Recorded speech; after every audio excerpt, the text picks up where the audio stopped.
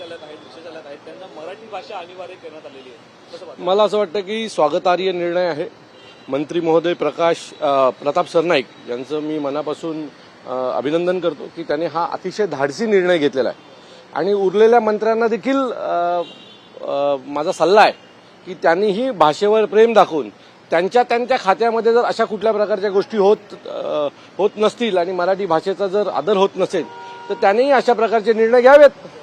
महाराष्ट्रात मराठी भाषेला पहिल्या भाषेचाच दर्जा मिळणार हे दाखवण्याची एक संधी आहे सरकारला आणि त्या संधीचा सरकारने फायदा उचलावा. काय वाटतं आता जी आर काढलेला आहे अनिवार्यता, जर येणाऱ्या काळामध्ये जी आर जर रद्द झाला तर मनसेची काय भूमिका? मला असं वाटतं की माझं पुढचं म्हणणं तेच होतं की फक्त कागदावर नकोय, ती गोष्ट कायमस्वरूपी झाली पाहिजे. आणि बघूया, कळेल पुढच्या काही दिवसामध्ये 1 तारखेनंतर या महाराष्ट्रात काय होतंय ते. पण निर्णय योग्य आहे आणि धाडसी आहे. मनसेने गेल्या काही दिवसांपूर्वी जे आहे ते रिक्षा चालकांना ठाण्यामध्ये जे आहे ते मराठीचे धडे दिले होते. येणाऱ्या काळामध्ये आता रिक्षा चालकांना सक्ती जिंकले तर मराठीचे धडे दिले जातील का? मला वाटतं सरकारने द्यावेत ना. आता निर्णय सरकारने सक्तीचा केलाय ना, ते काम देखील सरकारचं आहे. सरकारने ते धडे त्यांना द्यावेत.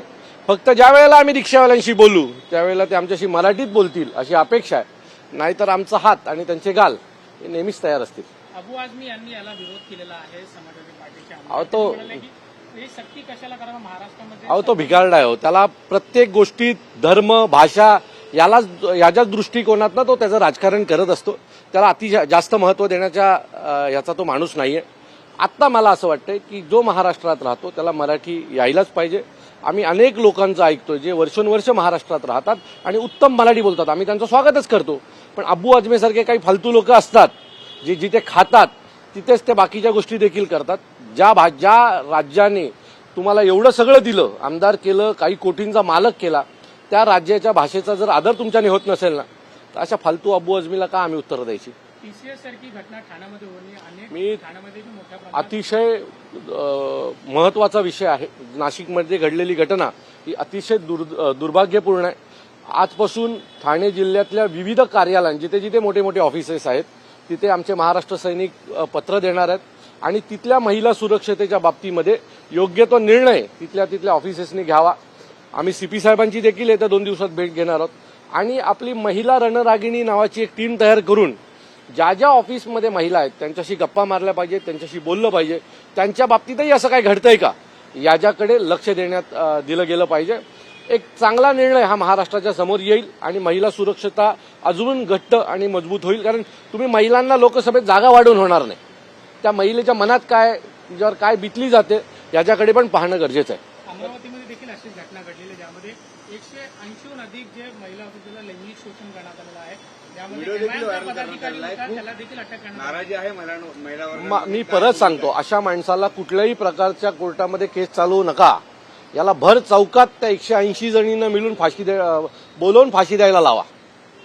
तो मला असं वाटतं की अशासाठी कायदा नसला पाहिजे ना. साहेब नेहमी सांगतात याच्यासाठी जिहादी कायदा असला पाहिजे. ज्याला जिथे भेटेल तिथे त्या चौकात त्याला उभं केलं पाहिजे आणि त्या 180 महिलांकडून त्याला फाशी द्यायला लावली पाहिजे. रवीना टंडन म्हणतात की भारत महिलांच्या मला असं वाटतं तो त्यांच्या पक्षाचा प्रश्न आहे. त्याच्या बाबतीत त्यांच्या पक्षाचे नेते उत्तम बोलू शकतात. तर रवीना टंडन म्हणतात की भारत महिलांच्यासाठी हक्काचा सर्वात चांगला देश आहे. नक्की भारताबद्दल आदर आहे आम्हाला. महिला सुरक्षित आहेत. पण काही असे समाजकंटक देखील या समाजात फिरत असतात. त्यांचा जर योग्य वेळा बंदोबस्त केला गेला तर अजून भारत मजबूत होईल महिलांच्या बाबतीमध्ये. सर, आपण जर बघितलं खराब सारखे जे प्रकरण आहे ते राजकारणात सोयीनुसार चालत आहे असं तुम्ही आज राज ठाकरे माझं मत आहे याच्या बाबतीत सन्माननीय साहेबांकडनं प्रतिक्रिया आलेली आहे. पक्षाचे नेते बोललेले आहेत आणि शर्मिला वहिनी देखील आमच्या याच्या बाबतीत बोललेल्या आहेत. सो पक्षाने याच्या बाबतीत बोलले मला उचित नाही वाटत. माझ्यासाठी महत्वाचा जो मुद्दा आहे तो ठाण्यातले ऑफिसेस जिथे महिला मोठ्या प्रमाणात काम करतात आणि 1 तारखेपासून महाराष्ट्रामध्ये लागू होणारा नवीन जो काही GR आहे की मराठी आलीच पाहिजे, या 2 गोष्टी माझ्यासाठी अतिशय महत्वाच्या आहेत. पण दुसरीकडे जर बघितलं आदित्य ठाकरे यांना कार्याध्यक्ष दिलं जाणार आहे अशी चर्चा. मला वाटतं हे त्यांच्या पक्षाचे निर्णय आहेत. त्यांचा पक्ष त्यांच्या बाबतीत निर्णय घेईल. आमच्या पक्षाचे निर्णय सन्माननीय राजसाहेब घेतात. त्यांच्या पक्षाचे निर्णय त्यांच्या पक्षात काय करायचं त्यांना ठरवू द्या ना. आम्ही काय त्याच्यावर बोललं पाहिजे ना. आमच्या पक्षात काय व्हावं याच्या बाबतीत आम्ही आमच्या साहेबांना सांगू. ह्यावरच भाजपचे नेते संदीप धुरी म्हणतात की त्यांच्या पक्षात राहिले. मी परत सांगतो, त्यांच्या पक्षात कोण राहिलं तर मग 9 खासदार कुठनं आले? मोदींची हवा होती ना, तरी 9 खासदार आले, 20 आमदार आले, मुंबईमध्ये 70च्या जवळपास नगरसेवक आले. असं म्हणू नका, एकेकाळी तुमच्याकडे पण काय नव्हते. सो मला असं वाटतं की कोणाकडे काय आहे ते वेळ ठरवेल. आत्ता गरज आहे महाराष्ट्राला आवश्यक असलेल्या प्रश्नांवर चर्चा होण्याची. सो महाराष्ट्रात आवश्यक असलेली 2 प्रश्न जे आहेत त्याच्यावर चर्चा व्हायला पाहिजे आणि खरात बिरात या विषयावर चर्चा करून आपण महाराष्ट्राचा आणि महाराष्ट्रातल्या लोकांचा वेळ वाया घालवतो. सर, तुम्ही एक दौरा केला होता. घोडबंदर जो रस्ता आहे तो अजूनही बनवला गेला नाहीये. जो घोडबंदर घाट तसंच राहिलाय. काही होणार नाही. मी सांगतो, पुढच्या पावसाळ्यामध्ये देखील अशाच मोठ्या रांगा लागतील. तुम्ही घोडबंदर रस्ता नीट पाहिलात का? एकदा जाऊन पहा. भला मोठा रस्ता केलाय, काही 1000 कोटी आणलेला आणि त्या रस्त्यावर उचलेत आणि काही वेळाने तुम्ही पुढे गेल्याच्या नंतर ते बॉटलनेक होत आहे. तुम्ही बॉटलनेकच नाही काढलात तर ते रस्ते मोठे करून उपयोग काय? आज त्या रस्त्यावर मोठे मोठे ट्रक येऊन थांबतात. म्हणजे 2-2 हजार टनचे ट्रक येतात आणि त्यावर उभे राहतात. उद्या ते कॉन्क्रीट रस्ता तेवढं झेलणार आहे का? तिथे दिवसभर ते ट्रक त्या रस्त्यांवर उभे असतात. मला वाटतं घोडबंदरच्या रस्त्याचा प्रॉब्लेम कधी सॉल्व्ह होणार हे प्रश्न जसं तुम्हाला आहे तसं आम्हाला आहे. ह्या पावसाळ्यात देखील मी तुम्हाला खात्रीने सांगतो की तिथली ट्रॅफिक पूर्ण हे होणार नाही. मी काल वसईला गेलो, काल देखील मला त्या ट्रॅफिक घाटामध्ये अर्धा तास लागला, अर्धा पाऊण तास आजही लागतोय. सो जोपर्यंत तो बॉटलनेक निघणार नाही तोपर्यंत घोडबंदरची ट्रॅफिक कमी होणार नाही. रस्ते कितीही मोठे करा, रस्ते मोठे करणं हा पर्याय नाही आहे.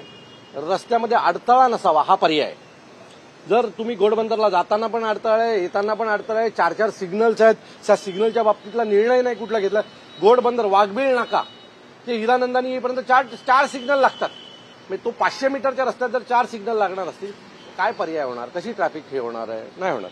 सर, शेवटच्या ज्या पद्धतीने कोकण रत्नागिरी ही दादर थांबण्यात यावी त्यासाठी मनसेने पत्रव्यवहार केला, परंतु रेल्वेच्या माध्यमातून कुठलाही ठोस निर्णय तुम्हाला परत सांगतो, आमचं नाव महाराष्ट्र नवनिर्माण सेना आहे. आम्ही पहिला पत्रव्यवहार करतो आणि नंतर मग आमच्या पद्धतीने जातो. आता आम्ही आमचं पहिलं काम पूर्ण केलेलं आहे. आम्ही भेट घेतलेली आहे, आम्ही पत्रव्यवहार केलेला आहे. तिसरा जो पाऊल असेल ना तो यांना करायला लावणारा असेल. त्यामुळे थोडंसं थांबा.